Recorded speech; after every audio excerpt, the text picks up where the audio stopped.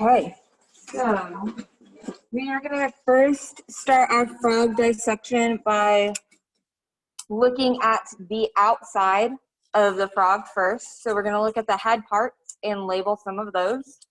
I am going to open up its mouth so we can see the inside of its mouth, and then we'll get started from there. But this is a big frog. Oh, it's ripped a little bit. Okay, so the first thing, and these eyes are closed, so they're hard to tell. But we have an eye right here, and if I lift it, you can actually see it. Sorry, picked the wrong eye. So this is the eye. There are no eyeballs in it. Next to the eye is a big circle. That is called the tympanic membrane. So we have the eye, and then there's like this big circle. The tympanic membrane is what they use to hear. That's their hearing ear. So we got the eye, the tympanic membrane. If you go all the way to the front, there are these two little holes. Those are the nostrils.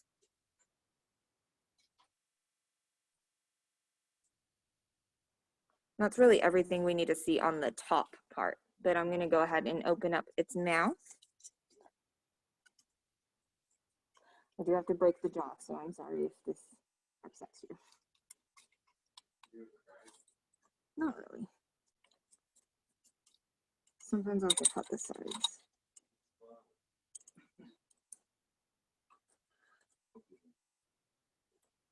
Okay. So the inside of a frog's mouth, if we look on the roof of the mouth, you can see where the nostrils like continue into the mouth. So your nose actually also connects into your mouth. If you've ever had a cold and you had like snot drain into the back of your throat, or you like did one of those like and like spits, that is because your nose is connected to your throat. And then it comes out of your nose and it hurts really bad. Milk hurts. Soda hurts worse because it got them bubbles in there. It's the worst. Okay, so also on the roof of the mouth, which we can't really see in this picture, but right next, or this video, right next to the nostrils, they have two little teeth. They're little teeth. Those, they don't chew food because they don't have teeth to chew food. They just swallow them. Those two teeth are actually there to hold the food in place while it's working to swallow. So these ones are really hard to see. If we were doing this dissection, it would actually be where you like stick your finger in the mouth and feel the two teeth. And they're actually pretty pointy. So surprise, surprise. And I don't know if you can hear that. Can you guys hear that? Wait. Yeah. So that is, they have like little ridges on their jaw that also helps them keep food in place. Little ridges. Those aren't on your diagrams, but that's just fun to know. And then last but not least is the tongue. And our tongue in our mouth is attached at the back. And so we stick out our tongue, and that the like front part of our tongue is loose. Their tongue is actually the opposite. So their tongue is attached at the front, and the back part of their tongue comes forward. Yeah, so this is because when it is trying to catch insects or other things to eat, it'll flick its tongue out like that. And then when it comes back in, the food goes in as well. And so it stays trapped. It doesn't get a chance to escape. So that is a frog's mouth. I'm also going to, sorry. This is not fun. The not fun part. When we look down its throat, it has two holes. So the main hole back here is the esophagus, and that leads to the stomach and the other intestines. And then this hole right here, there's like a tiny little hole in the center, is its breathing hole, the pharynx, and that leads to the lungs.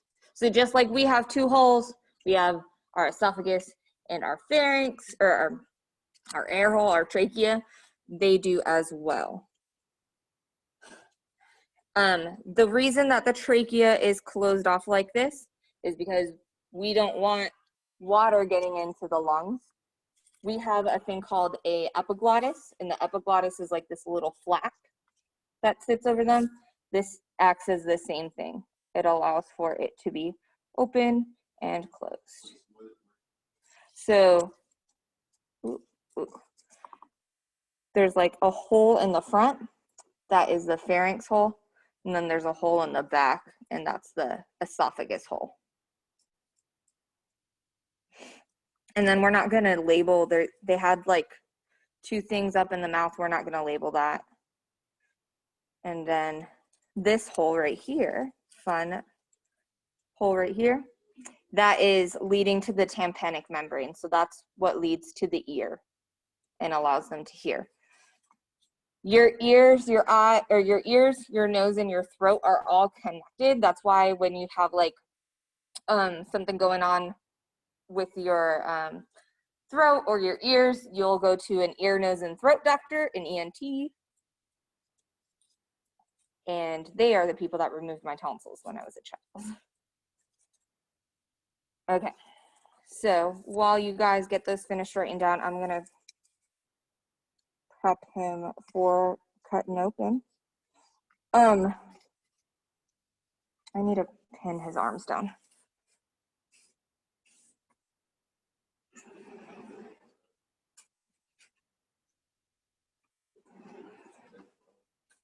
I don't know why I keep calling it a him. It could be a lady frog.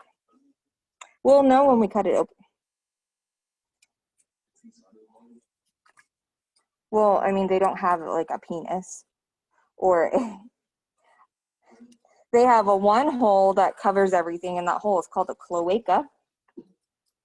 But we'll see either egg sacs if it's a female, or no egg sacs if it's male. Okay, well, you're not staying still. I might just have to cut the arms off.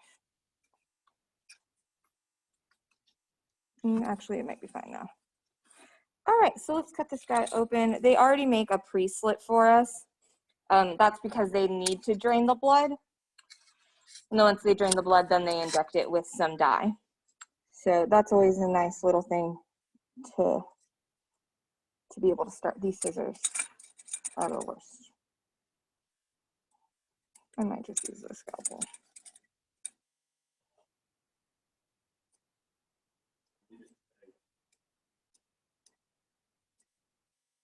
You need A, and that's it. We can go back and look at it.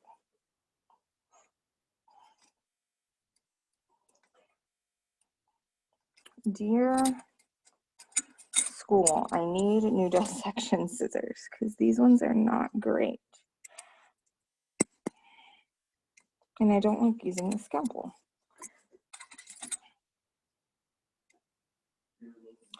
I really can't, because then that's gonna ruin everything.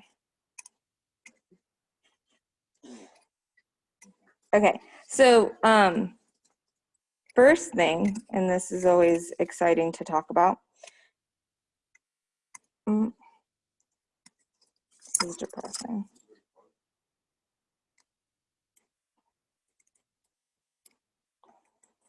I mean, they do, but it's not like a sticking outy penis, and it's more like a little tubey. A tubey boy. Okay, so for the first thing, the frog's skin is actually really, really, really, really, really, really, really, really thin.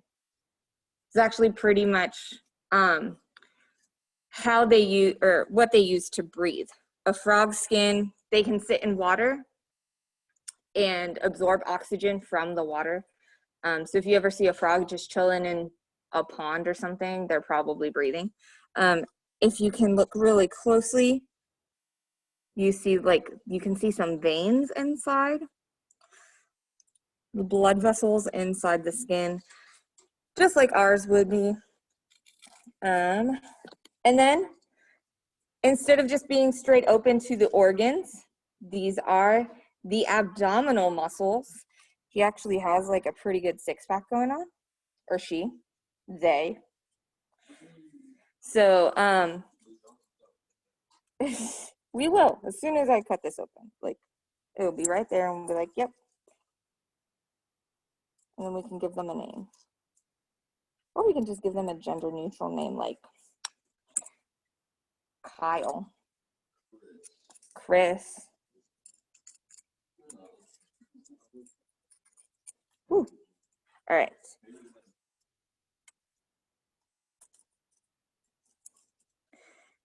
All right, so now that I cut through that muscle, which I missed a top part right there.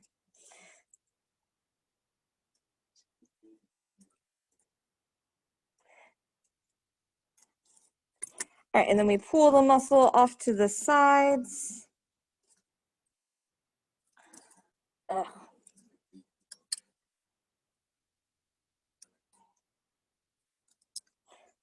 All right, so there's a few things that we're gonna look at inside here that are gonna be very similar to what we were seeing if we were people. If we were people, we are people. If we were looking at a person. So the first thing are these big lobes right here. What do y'all think that these are? You think that's the stomach? They're these big loby things. So you think they would be lungs, right? They are not lungs. This is their liver. Their liver is 3 lobes, and it should be the biggest thing on y'all's diagram. That's at the top. I have no idea. It is one of the biggest things. And I am actually going to cut the liver out because it's in my way for seeing all the rest of the organs.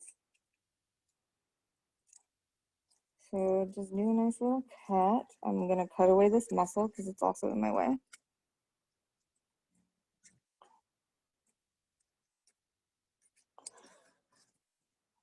They have, their liver is 3 lobes.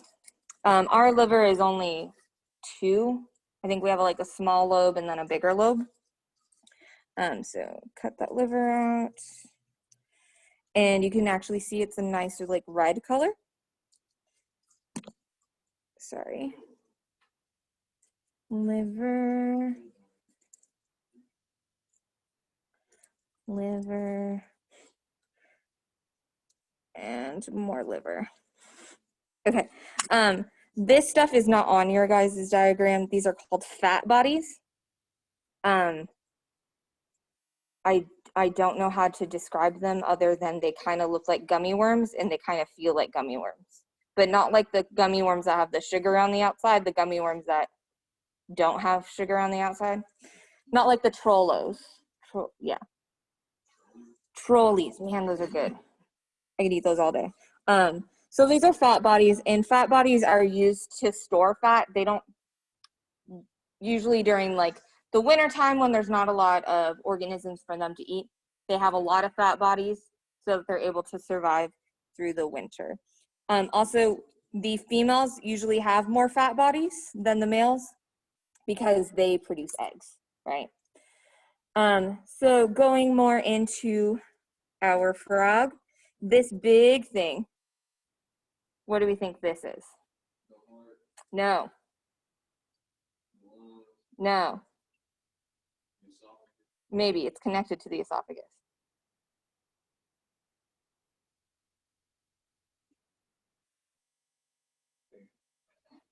This is the stomach.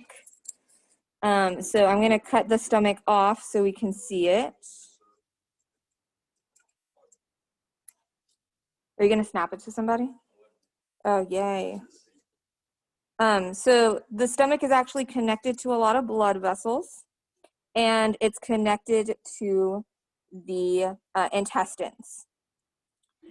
So we have the stomach, and then we have the intestines right after it. And this stomach feels empty. So sorry, we don't get to see any food. Sometimes we get to see food, sometimes we don't. All right, if we move up, so we can see we're kind of in the head area. This organ right here, this is the heart. It's actually pretty small. Like, we wouldn't think that this little itty bitty heart would be able to power this entire organism. But, oh, that's bone. Sorry. It should be right in the middle, like up close at the top. You see it? So this is the heart. And when I press down on it with my probe, it is very, very strong, like really rough. Rigid is the word I would use. And then I'm gonna see if I can find our lungs. The lungs are always super tiny. And they are all the way back here. Yeah, there's some on there I don't want you to label. So underneath the heart and off to the left and right are these little lungs. They're actually pretty small, if you can see that. So here is the heart and here is a lung. It's actually pretty much the same size. And you'll see another lung on the other side right here, if it will come out. So we have two lungs and our heart. The lungs are really small because they use their skin more to breathe than they do their lungs. And there are a couple on there. Oh, here it is. I'm trying to find the organs that I need you to label. Oh, this is the colon. This is the end, move hand. This is the colon. This is the end part of the intestines. So I'm gonna move that up a little bit. So our stomach was up here and then it went down a little squiggle for the intestines and it led us to our colon. And the colon all leads and exits from the cloaca, which is, you know, the everything hole.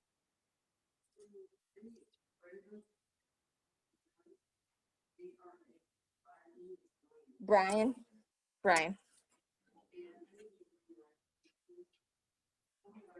Okay.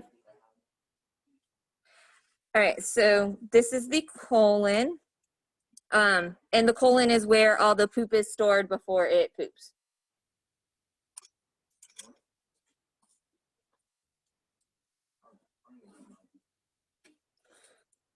And this is all intestine as well. Bye, Brian. The video will be up if you need it. So then there's two other organs. There's this tiny little organ and it's like a little circle on your diagram. And that little bean is called the spleen. Hey, that rhyme. The little bean is called the spleen. Yep, and the spleen is used for blood production. So we had a male. This is a boy.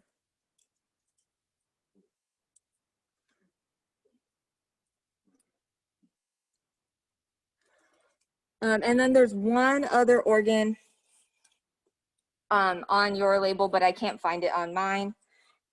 It should be, maybe it's on my liver. It's right below the liver and it's called the pancreas. It's the one that kind of looks long, like a long, skinny organ. That is the pancreas. This one smells bad. There's also this organ right here. We have two of them. They're the kidneys. I don't think they're on your picture. They might be.